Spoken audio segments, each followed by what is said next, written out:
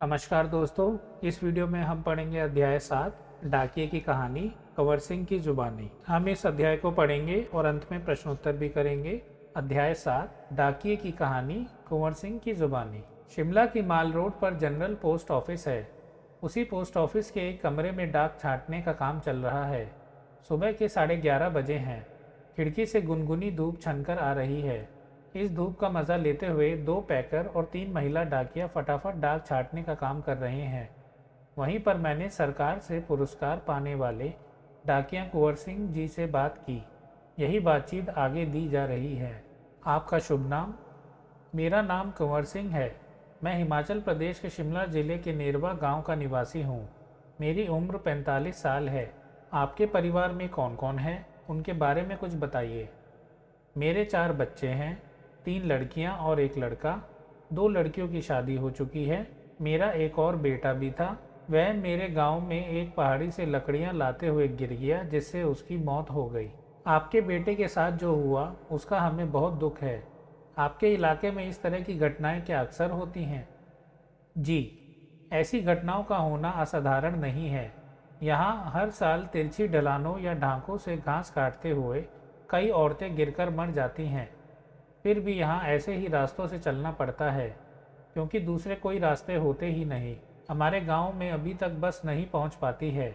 हिमाचल में हज़ारों ऐसे गांव हैं जहाँ पैदल चलकर ही पहुँच सकते हैं। फिर आपके बच्चे पढ़ने कैसे जाते होंगे? मेरे बच्चे गांव के स्कूल में पढ़ने जाते हैं। स्कूल लगभग 5 किलोमीटर दूर है। मेरी एक लड़की 10वीं तक पढ़ी है, दूसरी 12वीं तक। तीसरी लड़की 12वीं कक्षा में पढ़ रही है। बेटा 10वीं में पढ़ता है। आप जहाँ काम करते हैं वहाँ आपके अलावा और कौन कौन है? क्या आपको डाकिया ही कहकर बुलाते हैं? पहले मैं भारतीय डाक सेवा में ग्रामीण डाक सेवक था। अब मैं पैकर बन गया हूँ, पर हूँ वही नीली वर्दी वाला डाक सेवक। डाक सेवक को करना क्या क्या होता है? मुझे बहुत कुछ करना होता है। चिट्ठियाँ, रजिस्ट्री पत्र, पार्सल, बिल, बूढ़े लोगों की पेंशन आदि छोड़ने गांव-गांव जाता हूँ। क्या यह सब अभी भी करना पड़ता है? क्योंकि अब तो सूचना और संदेश देने के बहुत से नए तरीके आ गए हैं।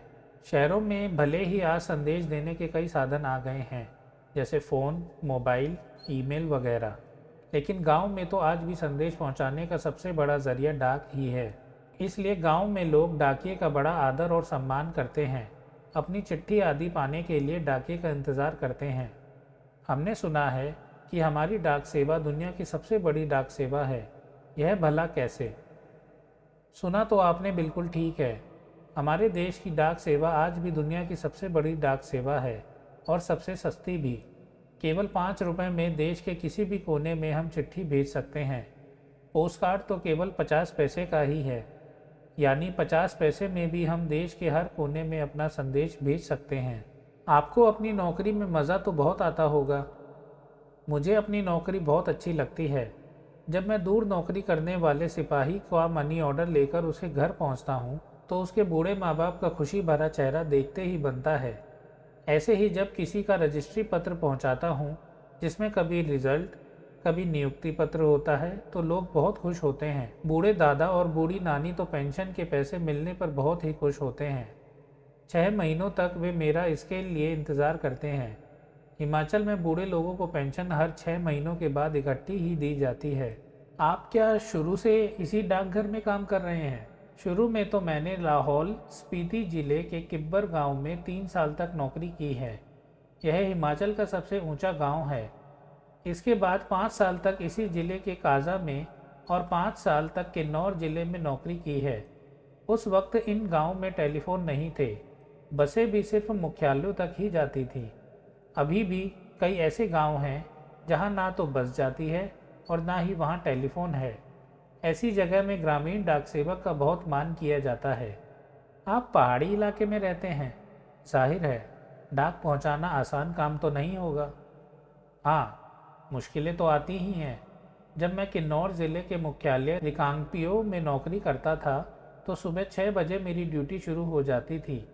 मैं 6 बजे सुबह शिमला जाने वाली बस में डाक का बोरा रखता था और रात को 8 बजे शिमला से आने वाली बस से डाक का बोरा उतारता था। पैकर को ये सब काम करने पड़ते हैं। किन्नौर, और लाहौल स्पीति हिमाचल प्रदेश के बहुत ठंडे तथा ऊंचे ज़िले हैं। इन ज़िलों में अप्रैल महीने में भी बर्फबारी हो जाती है। बर्फ़ में चलते हुए पैरों को ठंड से बचाना पड़ता है, वरना स्नोबाइट हो जाते हैं, जिससे पैर नीले पड़ जाते हैं और उनमें गैंग्रीन हो जाती है, जिससे उंगलियां झड़ सकती हैं। इन ज़िलों में मुझे एक घर से दूसरे घर तक डाक पहुंचाने के लिए लगभग 26 किलोमीटर रोज़ाना चलना पड़ता था। हिमाचल में एक गांव से दूसरे गांव की दूरी लगभग 4 या 5 किलोमीटर तक होती है। हिमाचल के गांव छोटे छोटे होते हैं।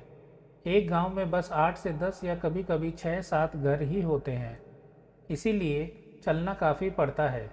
चलना तो खैर हमारी आदत में ही शामिल हो चुका है। ग्रामीण डाकिये की ज़िंदगी में तो चलना ही चलना है। आपने बताया था कि पहले आप डाक सेवक थे, अब पैकर हैं। इसके आगे भी कोई प्रमोशन है क्या? पैकर के बाद डाकिया बन सकते हैं, बस एक इम्तिहान पास करना पड़ता है। अभी तो काम के हिसाब से हमारा वेतन काफ़ी कम रहता है। सारा दिन कुर्सी पर बैठकर काम करने वाले बाबू का वेतन कई ज़्यादा होता है। पैकर का वेतन बाबू के जितना ही हो जाता है।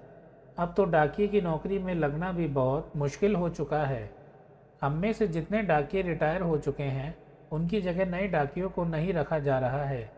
इससे पुराने डाकियों पर काम का बोझ दिन प्रतिदिन बढ़ता ही जा रहा है। ना जाने आने वाला समय कैसा होगा। काम के दौरान कभी कोई बहुत खास बात हुई हो? एक घटना आपको सुनाता हूँ। मेरा तबादला शिमला के जनरल पोस्ट ऑफिस में हो गया था। वहाँ मुझे रात के समय रेस्ट हाउस और पोस्ट ऑफिस चौकीदारी का काम दिया गया था। यह 1998 की बात है। 29 जनवरी को रात लगभग 10:30 बजे का समय था। बाहर से किसी ने पोस्ट ऑफिस का दरवाज़ा खटखटाया। मैंने पूछा, कौन है? जवाब आया, दरवाज़ा खोलो, तुमसे बात करनी है। मैंने दरवाज़ा खोला तो अचानक 5-6 लोग अंदर घुसे और मुझे पीटना शुरू कर दिया। मैंने पूछा, क्यों पीट रहे हैं? तो उन्होंने कोई जवाब नहीं दिया। सारे ऑफिस की लाइटें बंद कर दी। इससे पहले कि मैं कुछ समझ पाता, मेरे सिर पर किसी भारी चीज़ से कई बार मारा, जिससे मेरा सिर फट गया। मैं लगातार चिल्लाता रहा। उसके बाद मैं बेहोश हो गया और मुझे कुछ भी पता न चला। अगले दिन जब मुझे होश आया तो मैं शिमला के इंदिरा गांधी मेडिकल कॉलेज के अस्पताल में दाखिल था। सिर पर भयंकर दर्द हो रहा था। उन दिनों मेरा 17 साल का बेटा मेरे साथ ही रहता था। उसी से पता चला कि मेरे चिल्लाने की आवाज़ सुनकर लड़का और ऑफिस के दूसरे लोग जो नज़दीक ही रहते थे, दरवाज़ों के शीशे तोड़कर अंदर आए और मुझे अस्पताल पहुंचाया। मेरे सिर पर कई टाँके लगे थे। उसकी वजह से आज भी मेरी एक आंख से दिखाई नहीं देता। सरकार ने मुझे जान पर खेलकर डाक की चीज़ें बचाने के लिए बेस्ट पोस्टमैन का इनाम दिया। यह इनाम 2004 में मिला। इस इनाम में 500 रुपये और प्रशस्ति पत्र दिया जाता है। मैं और मेरा परिवार बहुत खुश हुए। आज भी मैं गर्व से कहता हूँ, मैं बेस्ट पोस्टमैन हूँ। लेखक प्रतिमा शर्मा। तो दोस्तों, हमारा अध्याय यहाँ समाप्त होता है। आइए इससे जुड़े कुछ प्रश्नोत्तर हम कर लेते हैं। प्रश्न 1, कुंवर सिंह कौन है? उसके एक बेटे की मौत कैसे हुई? उत्तर, कुंवर सिंह भारतीय डाक सेवा में एक डाक सेवक है जो हिमाचल प्रदेश के शिमला जिले के नेरवा गांव का निवासी है। उसकी उम्र 45 साल है। उसके 4 बच्चे हैं, 3 लड़कियां और 1 लड़का। 2 लड़कियों की शादी हो चुकी है। उसका एक और बेटा था जो गांव में एक पहाड़ी से लकड़ियां लाते हुए गिर गया, जिससे उसकी मौत हो गई। प्रश्न 2, कुंवर सिंह को डाक सेवक के रूप में कौन कौन से काम करने होते हैं? उत्तर, चिट्ठियाँ, रजिस्ट्री पत्र, पार्सल, बिल, बूढ़े लोगों की पेंशन आदि छोड़ने कुंवर सिंह को गांव-गांव जाना होता है। प्रश्न 3, गाँव में डाकिये का बड़ा आदर और सम्मान किया जाता है, क्यों? उत्तर, क्योंकि वहाँ पर आज भी संदेश पहुँचाने का सबसे बड़ा जरिया डाक ही है। गांव के लोग अपनी चिट्ठी आदि पाने के लिए डाकिये का इंतज़ार करते हैं। प्रश्न 4, आप कैसे कह सकते हैं कि कुंवर सिंह को अपनी नौकरी बहुत अच्छी लगती है? उत्तर, कुंवर सिंह को अपनी नौकरी बहुत अच्छी लगती है क्योंकि इस नौकरी की बदौलत उसे मनी ऑर्डर पहुंचाने पर, रिजल्ट या नियुक्ति पत्र पहुंचाने पर, पेंशन पहुंचाने पर लोगों का खुशी भरा चेहरा देखने को मिलता है। प्रश्न 5, पहाड़ी इलाकों में डाक पहुंचाने में कुंवर सिंह को किन मुश्किलों का सामना करना पड़ता है? उत्तर, पहाड़ी इलाकों में ठंड बहुत पड़ती है। हिमाचल प्रदेश के कुछ ज़िले जैसे किन्नौर और लाहौल स्पीति में तो अप्रैल महीनों में भी बर्फबारी हो जाती है। बर्फ में चलते हुए कंवर सिंह को अपने पैर ठंड से बचाने पड़ते हैं क्योंकि स्नोबाइट का डर रहता है। इन जिलों में उसे एक घर से दूसरे घर तक डाक पहुंचाने के लिए लगभग 26 किलोमीटर रोजाना चलना पड़ता है। प्रश्न 6, कंवर सिंह को बेस्ट पोस्टमैन की उपाधि क्यों और कब मिली? उत्तर, अपनी जान पर खेलकर डाक की चीज़ें बचाने के लिए भारत सरकार ने उसे बेस्ट पोस्टमैन का इनाम दिया। यह इनाम उसे 2004 में मिला। इस इनाम में 500 रुपये और प्रशस्ति पत्र मिला।